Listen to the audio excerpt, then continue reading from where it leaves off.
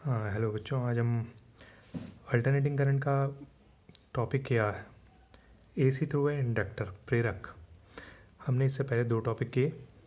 पहला टॉपिक था कि रजिस्टर से अगर हम अल्टरनेटिंग करंट को पास करते हैं तो हमने उसमें देखा कि रजिस्टर में वोल्टेज और करंट दोनों ही एक साथ चलते हैं। जब हमने कैपेसिटर के साथ देखा तो कैपेसिटर में हमने देखा कि वोल्टेज करंट को क्या करता है, लीड करता है। अब इंडक्टर के केस में देखते हैं हम। इंडक्टर प्रेरक, ये भी अपने आप में एक कुंडली है कि अगर एक सिंपल आपके पास एक तार है, तार को अगर कुंडली नुमा उस शेप में अगर बना दो तो वो एक इंडक्टर के तौर पर कार्य करता है। इससे पहले चैप्टर में है वो कि इंडक्टर प्रेरक काम क्या होता है। प्रेरक का चुंबकत्व चैप्टर में है कि प्रेरकत्व में ये होता है कि जब उसमें से धारा उत्पन्न होती है तो वो उसी धारा का विरोध करने लगता है और एक इंड्यूस्ड ईएमएफ प्रोड्यूस करता है। बैक ईएमएफ कहते हैं उसको। वो इंड्यूस्ड ईएमएफ प्रोड्यूस करता है और वो इंड्यूस्ड ईएमएफ उसी करंट को क्या करता है, अपोज करता है। एक अपोजिट डायरेक्शन में एक वोल्टेज क्रिएट कर देता है। तो ठीक है, वो डिले कर देता है थोड़ा। तो अगर एक इंडक्टर का हम इस्तेमाल करते हैं, अल्टरनेटिंग करंट को पास करते हैं, तो उसके लिए हमारे पास एक डायग्राम हो जाएगा कि ये मेरे पास एक इंडक्टर है जिसमें से अल्टरनेटिंग करंट को हमने गुजारा। अल्टरनेटिंग करंट जिसका voltage V not sine omega T था। अल्टरनेटिंग करंट के लिए मैंने बताया कि वोल्टेज और करंट दोनों ही साइन वेव्स में होते हैं। तो V is equal to V not sine omega T हमारे पास है। ये इंडक्टर है, L से इंडक्टर को डिनोट करते हैं। इसमें जो वोल्टेज बनेगा अपोजिट डायरेक्शन में, इसके अपोजिट डायरेक्शन में, उसको सपोज हम VL से डिनोट कर देते हैं।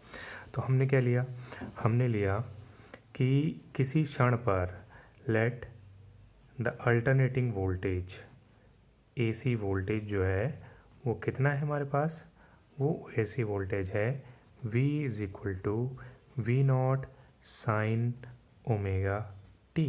ये पहला समीकरण हो गया। अब ये जब इसमें से गुजरेगा तो क्योंकि ये वोल्टेज तो क्रिएट करता नहीं है, ये सिर्फ बैक ईएमएफ प्रोड्यूस करता है। तो ये बैक ईएमएफ प्रोड्यूस करेगा। तो वो बैक ईएमएफ कैसे प्रोड्यूस होगा कि जैसे ही करंट इसमें से पास होती है, as the current pass through the coil, यानी जैसे ही इस कुंडली से करंट पास होगी तो बैक ईएमएफ प्रोड्यूस होगा। बैक ईएमएफ प्रोड्यूस होगा इलेक्ट्रोमोटिव फोर्स, और वो होता है is equal to minus L d I upon d t. Minus क्योंकि अपोजिट डायरेक्शन में, इसलिए minus L d I upon d t हमारे पास हो गए। तो दो तरह के वोल्टेज हैं, कोई रेजिस्टेंस इसमें नहीं लगा है। Since there is no voltage, there is no resistance, कोई रेजिस्टेंस नहीं है।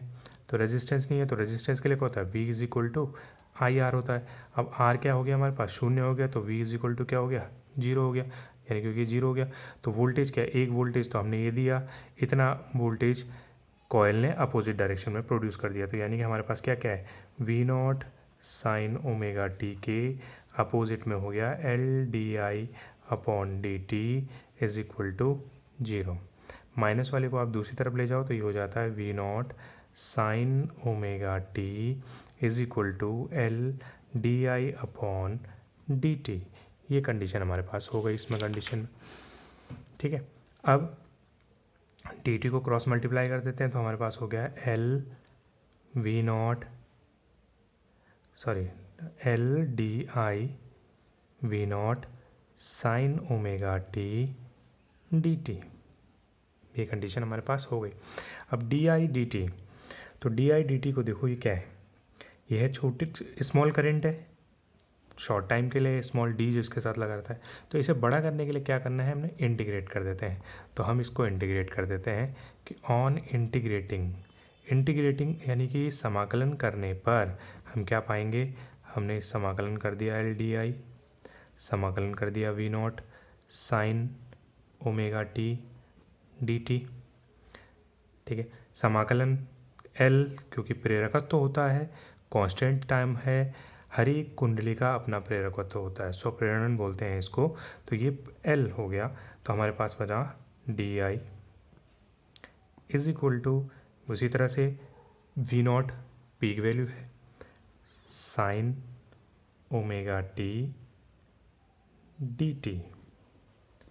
तो एल डी आई का इंटीग्रेशन हो गया हमारे पास आई वी नॉट, और साइन ओमेगा टी का इंटीग्रेशन हो गया हमारे पास कॉस ओमेगा टी, और ओमेगा टी का इंटीग्रेशन भी करना पड़ता है, अपॉन में आ जाएगा क्या, ओमेगा। ये इंटीग्रेशन हो गया। अब जो समीकरण पहला है वो किस में है, साइन के टर्म्स में है, तो इसको भी हमें साइन के टर्म्स में लिखना है। तो इसको साइन के टर्म्स में लिखने के लिए थोड़ा सा, क्योंकि हमने वोल्टेज ये निकाली, वोल्टेज के बाद हम क्या निकाल रहे हैं, करंट निकाल रहे हैं। तो करंट क्या होगी, बाकी सारे इधर ले जाओ, वी नॉट अपॉन ये इसके साथ चला जाएगा ओमेगा एल, और कॉस ओमेगा टी को लिख सकते हैं हम साइन 90 माइनस थीटा। तो साइन 90 माइनस थीटा यानी कि π/2 माइनस थीटा कौन है, ओमेगा टी।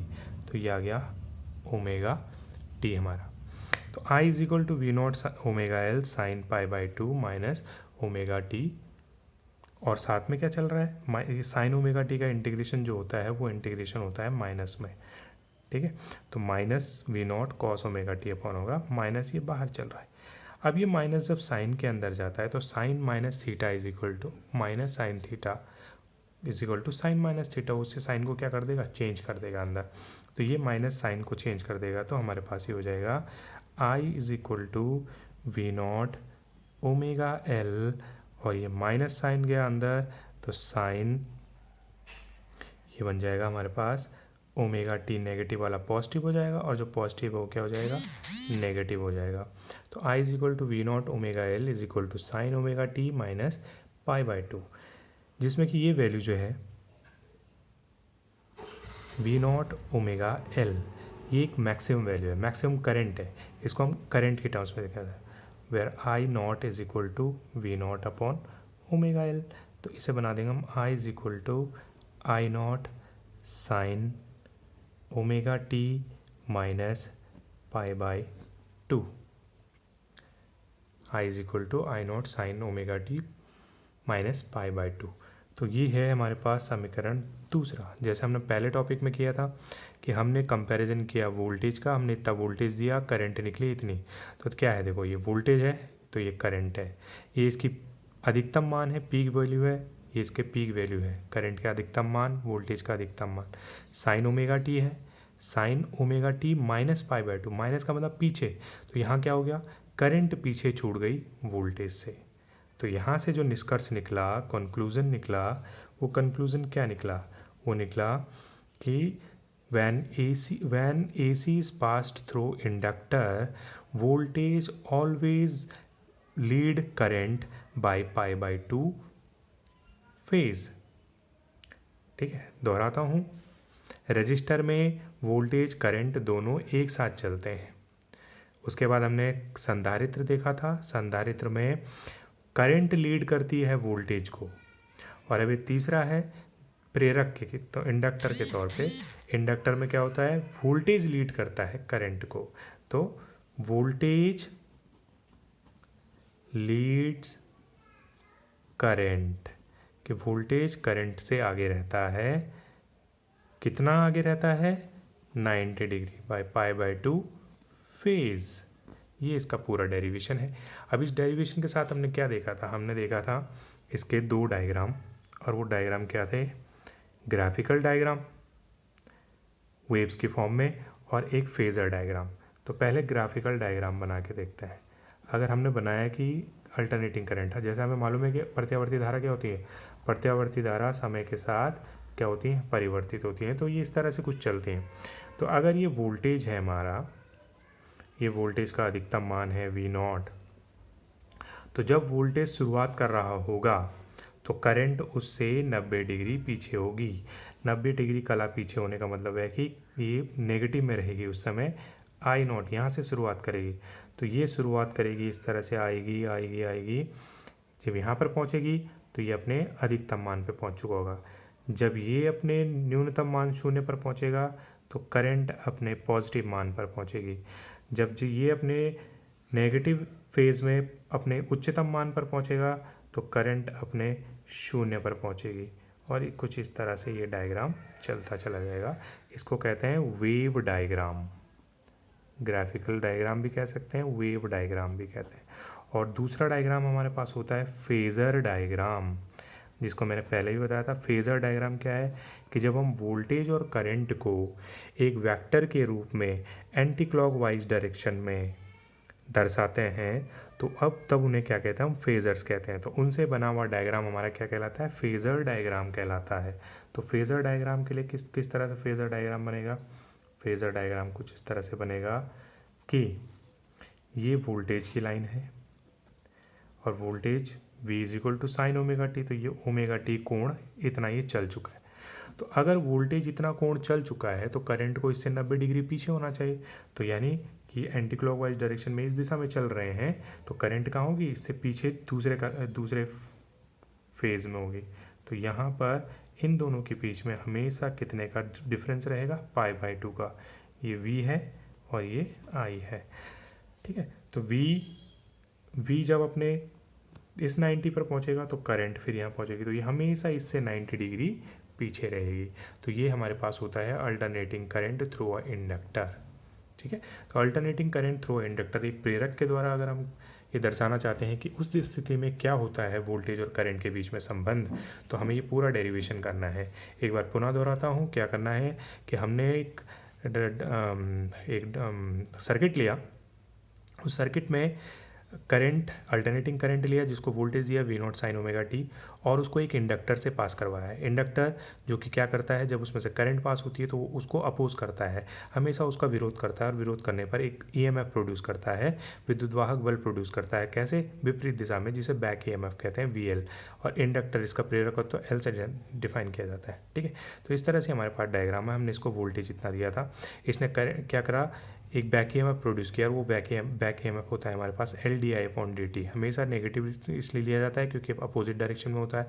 अब क्योंकि इसने कोई भी रेजिस्टेंस नहीं ड्रॉप किया, तो रेजिस्टेंस ड्रॉप नहीं किया तो ओम्स लॉ कहता है V is equal to IR, तो R तो इसका जीरो है, तो इस केस में क्या हो गया, V is equal to zero. लेकिन वोल्टेज हमने इतना दिया था, इसने इसको इतना अपोज किया, तो V जो टोटल V हो जाएगा V0 साइन ओमेगा टी, और ये माइनस में है तो minus LdI/dt is equal to zero. Minus को इधर ले गए तो LdI/dt, V0 sine omega t is equal to LdI/dt, LdI V0 sine omega t dt, ठीक है। DI/dt इंटीग्रेट किया, इंटीग्रेट करने पर LdI V0 sine omega t, DI L common आ गया, कांस्टेंट आ गया, constant sine omega t, DI का इंटीग्रेशन हो गया I, साइन ओमेगा टी का इंटीग्रेशन होता है कॉस ओमेगा टी, और ओमेगा टी का अपॉन में इंटीग्रेशन हो जाता है ओमेगा। तो I is equal to V0 omega L sine cos omega t को हमने चेंज कर दिया, sine 90 minus theta is equal to cos theta. तो ये थीटा है इसका, तो साइन 90 माइनस थीटा, और कैसे साइन के साथ, माइनस साइन के साथ, क्योंकि इसका इंटीग्रेशन क्या होता है, माइनस में चलता है। तो V0 अपॉन ओमेगा L, इसको हमने चेंज कर दिया I0 से, ये करंट है, तो ये क्या बन गई, I is equal to I0 sine omega t π/2, और voltage leads the current by π/2 phase, यानी कि वोल्टेज जो है हमेशा इससे कितना आगे रहेगा, 90 डिग्री आगे रहेगा। ये इसका वेव डायग्राम हो गया, और ये इसका फेजर डायग्राम हो गया, ठीक है। अब इसमें देखो कि ये V0 अपॉन समथिंग क्या होता है, I इज इक्वल टू होता है V/R, तो V अपनी जगह पे है, ठीक है। R रेजिस्टेंस होता है, क्योंकि इस केस में तो वोल्टेज है, मतलब इस केस में हमारे पास क्या है, प्रेरकत्व है, प्रेरण है, प्रेरक है, इंडक्टर है। तो इंडक्टर के केस में ये जो ओमेगा L है, ये किसका काम करता है, प्रतिरोध का काम करता है। तो इस प्रतिरोध को हम दर्शाते हैं किससे, XL से। ये XL कहलाता है इंडक्टिव रिएक्टेंस, इसको कहते हैं इंडक्टिव रिएक्टेंस, और इसकी वैल्यू हो गई XL is equal to omega L, inductive reactance. Resistance offered by the inductor is called inductive reactance, ठीक है। तो ये आपका टॉपिक हो गया है alternating current through a inductor. चलिए हम करने वाले हैं इसके बाद अल्टरनेटिंग करंट प्रत्यावर्ती धारा चैप्टर 7 में ही a series LCR circuit to an AC circuit. अगर L, C और R तीन तरह के कंपोनेंट हमारे पास थे, इंडक्टर है, संधारित्र कैपेसिटर है, और रेजिस्टर है। पहले हमने अलग अलग इस्तेमाल किए, तो हमने पाया है कि जब रेजिस्टर को हम इस्तेमाल करते हैं तो रेजिस्टर में हमने देखा कि वोल्टेज और करंट इस स्थिति में प्रत्यावर्ती धारा में दोनों समान तुला में रहते हैं। जब हम कैपेसिटर का इस्तेमाल करते हैं यानी कि संधारित्र का इस्तेमाल करते हैं, तो हमने पाया कि वोल्टेज जो है वो करंट से 90 डिग्री पीछे रहते हैं, ठीक है। और जब हमने इंडक्टर को देखा यानी कि एल प्रेरक को देखा, तो जब हमने प्रेरक का इस्तेमाल किया अल्टरनेटिंग करंट में यानी कि प्रत्यावर्ती धारा में, तो हमने देखा कि वोल्टेज लीड कर रहा है करंट को π/2 फेज से, यानी कि उसमें वोल्टेज करंट से हमेशा क्या है, आगे है। अब क्या होगा अगर हम LCR इन तीनों कंपोनेंट को एक साथ सीरीज में श्रेणी क्रम में प्रत्यावर्ती धारा के साथ जोड़ दें, तो ऐसी स्थिति में वोल्टेज और करंट के बीच में क्या संबंध होगा, किस तरह से उस स्थितियाँ बनेगी और किस तरह से उसमें प्रतिबाधा उत्पन्न होगी। हमने प्रतिबाधा देखी तीनों स्थिति में, रजिस्टर तो रेजिस्टेंस है ही, प्रतिरोध कैपेसिटर के केस में हमने देखा XC के टर्म्स में 1/ωc, और इंडक्टर के टर्म्स में हमने देखा है XL = ωL, ये उसकी प्रतिबाधा है। XL यानी कि प्रेरक द्वारा उत्पन्न प्रतिबाधा, XC यानी कि संधारित्र द्वारा उत्पन्न प्रतिबाधा, और रजिस्टर प्रतिरोध वो रजिस्टर द्वारा उत्पन्न प्रतिबाधा है। अब LCR जब तीनों एक साथ जुड़ेंगे तो तीनों का जो प्रतिबाधा होगी वो किस तरह से आएगी वो हम इसमें निकालने वाले हैं। तो इसको देखते हैं। तो इसके लिए क्या है कि LCR, अब हम तीनों कंडीशंस को जानते हैं, तो इसके लिए डायग्राम बन जाएगा कुछ इस तरह से कि हमने L कैपेसिटर और रेजिस्टेंस तीनों को ही जोड़ दिया है, किससे, अपने करंट से। AC करंट है जिसका वोल्टेज हमारे पास होगा। अब इसका वोल्टेज VL, इसका वोल्टेज VC से डिनोट करते हैं, और इसका वोल्टेज हम VR से डिनोट कर लेते हैं, क्योंकि श्रेणी क्रम में वोल्टेज जो होता है वो क्या हो जाता है, अलग अलग हो जाता है, और धारा क्या रहती है, समान रहती है। तुमने 10वीं में भी पढ़ा है, और यहाँ भी सेकंड चैप्टर में हमारे पास था कि श्रेणी क्रम और समांतर क्रम में, जब श्रेणी क्रम में हम किसी चीज़ को जोड़ते हैं तो उस स्थिति में वोल्टेज टूट जाता है। जो वोल्टेज आप यहाँ से सप्लाई देते हैं वो टूट जाता है जितने कंपोनेंट्स होंगे, लेकिन धारा क्या रहती है, समान रहती है। तो ये स्थिति हमारे पास हो गई। अब इस स्थिति को निकालने के लिए हमारा जो डायग्राम है, फेज़र डायग्राम, इसको फेज़र डायग्राम की हेल्प लेते हैं हम। तो सीधे फेज़र डायग्राम बना लेंगे। फेज़र डायग्राम कुछ इस तरह से बन जाएगा हमारा कि अगर VR को ये रेखा VR को प्रदर्शित करती है, यानी कि रेजिस्टर के वोल्टेज को अगर ये प्रदर्शित करती है, तो हमने पढ़ा है कि रेजिस्टर का वोल्टेज जहाँ होगा धारा भी वहीं होगी, तो धारा भी यहीं रहेगी। तो अब हमें धारा भी मिल गई, ठीक है। अब धारा ये हो गई हमारे पास, VR यहाँ हो गया। तो VL और VC किस तरह से होती हैं। VC कैपेसिटर का वोल्टेज, तो कैपेसिटर की स्थिति में यानी कि संधारित्र की स्थिति में हमने पढ़ा है कि वोल्टेज जो होता है किससे पीछे रहता है, करंट से। अगर करंट हमारी यहाँ है तो वोल्टेज को कहाँ होना चाहिए, यहाँ होना चाहिए। तो यहाँ क्या होगा हमारा, VC होगा। इसी तरह से I इंडक्टर की स्थिति में, प्रेरक की स्थिति में हमने देखा है कि VL कहाँ रहता है, करंट से 90 डिग्री आगे रहता है, तो 90 डिग्री आगे यानी कि यहाँ रहेगा। अब VR इधर है, VL इधर है, VC है, दोनों की डायरेक्शन अपोजिट है। अब दोनों की डायरेक्शन अपोजिट है, एक इधर खींच रहा है एक इधर खींच रहा है, तो जिसकी तरफ ज़्यादा पावर होगी उसी तरफ से जाएगा। अब क्योंकि वोल्टेज करंट को लीड करता है और इस स्थिति में वोल्टेज करंट को लैग करता है, तो जहाँ पे लीड कर रहा है वो ज़्यादा पावरफुल है, इसका मतलब VL। तो हमारा जो ओवरऑल कंडीशन होगी वो किधर होगी, VL - VC, opposite direction vector के टर्म्स है ना, तो VL - VC हो गया, और VL - VC की डायरेक्शन होगी ये। तो VL - V, इन दोनों का जो ओवरऑल इफेक्ट है वो तो ये हो गया, VR आपका इधर हो गया। तो टोटल वोल्टेज है वो टोटल वोल्टेज किस स्थिति पर यहाँ हो जाएगा, इसका रिजल्टेंट हो जाएगा इधर V टोटल। तो ये इसका रिजल्टेंट हो गया, V आपका इस डायरेक्शन में हो गया, सपोज ये इसका फाई एंगल के साथ, ठीक है। तो ये तीन कंडीशन हो गए आपके पास। तो क्या क्या है आपके पास, VL = फॉर्मूला होता है V = IR। तो VL, L यानी इंडक्टर, तो इंडक्टर के केस में क्या है, प्रतिबाधा XL, तो VL = IXL। VC = IXC से प्रदर्शित करते हैं, तो VIXC, और VR सिंपल रेजिस्टर है, तो V = IR। हमारे पास ये तीन स्थितियाँ हो गई, 1 2 3। इन तीनों का रिजल्टेंट हमारे पास ये है। 11th में हमने सीखा है रिजल्टेंट किस तरह से फाइंड करते हैं। रिजल्टेंट V = क्या होता है, resultant V = x² + y² + z²। तो अब ये V स्क्वायर में होता है तो अंडर रूट हो जाएगा हमारे पास VR का स्क्वायर, VL - VC, इन ये दोनों एक तरह से, तो क्या हो गया प्लस VL - VC का होल स्क्वायर। तो V = वी आर की जगह हम पुट कर देंगे आई आर का होल स्क्वायर, वी एल की जगह क्या पुट कर देंगे, आई एक्स एल, और वी सी की जगह क्या पुट कर देंगे, आई एक्स सी और इसका होल स्क्वायर। आई स्क्वायर यहाँ से कॉमन आया, आई स्क्वायर यहाँ से कॉमन आया, और जब ये आई स्क्वायर रूट से बाहर आएगा तो रूट से बाहर आके क्या बन जाएगा, एक आई बन जाएगा क्योंकि उसका स्क्वायर रूट हो जाएगा। अंदर बचेगा R square plus X L minus X C का होल स्क्वायर। एक्स एल और एक्स सी की वैल्यू हमें पता है, क्या क्या वैल्यूज़ होती हैं, हमें पता है कि v is equal to I R square, X L होता है हमारे पास ओमेगा एल, और एक्स सी क्या होता है 1 ओमेगा सी, ये आपने रख दिया। अब अगर इसमें से करंट निकालते हैं तो current I is equal to क्या होगा, ये सब किसके नीचे चला जाएगा, इसके नीचे, तो v is equal to I is equal to V upon under root R square plus omega L minus 1 omega C का होल स्क्वायर।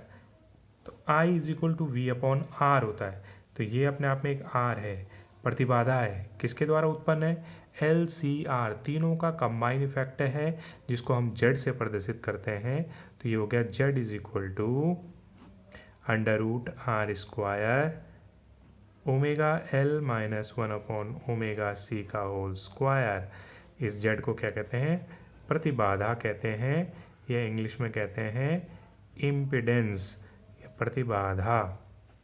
तो प्रतिबाधा क्या है, एल सी प्रेरक, संधारित्र और प्रतिरोध द्वारा उत्पन्न प्रतिबाधा को हम क्या कहते हैं, इम्पिडेंस कहते हैं या प्रतिबाधा कहते हैं। ये स्थिति हमारे पास हो जाएगी इसमें, ठीक है। तो ये z is equal to R square omega L minus 1 omega C हमारी कंडीशन हो गई, ठीक। तो ये कंडीशन के बाद यहाँ पे एक रेजोनेंस की कंडीशन आती है, रेजोनेंस की कंडीशन। तो रेजोनेंस की कंडीशन में क्या होता है, करंट मैक्सिमम हो जाती है। अब तीन तरह के प्रतिबाधा उत्पन्न हो रही है, एल भी कर रहा है, सी भी कर रहा है। अगर आप तीन चीज़ें आपको रोक रही होंगी तो करंट ज़्यादा जाएगी कम जाएगी, जाहिर सी बात है, जब ज़्यादा रोकेंगे तो क्या होगा, कम जाएगी। हमें करंट को मैक्सिमम करना है, तो करंट मैक्सिमम होती है किस स्थिति में, जबकि एल और सी क्या हो जाते हैं, दोनों इक्वल हो जाते हैं, यानी कि एक्स एल और एक्स सी इक्वल हो जाते हैं। तो एट रेजोनेंस, रेजोनेंस में होता क्या है, at resonance X L is equal to X C. अब एक्स एल हमारे पास होता है ओमेगा एल और एक्स सी होता है हमारे पास 1 ओमेगा सी। अब ये दोनों जो है एक निश्चित आवृत्ति पर होते हैं, उसको हम रेजोनेंट फ्रिक्वेंसी कहते हैं, जिसको हम ओमेगा नॉट से, इसलिए ओमेगा को हम ओमेगा नॉट की तरह से दर्शा देते हैं। तो यहाँ से हमारे पास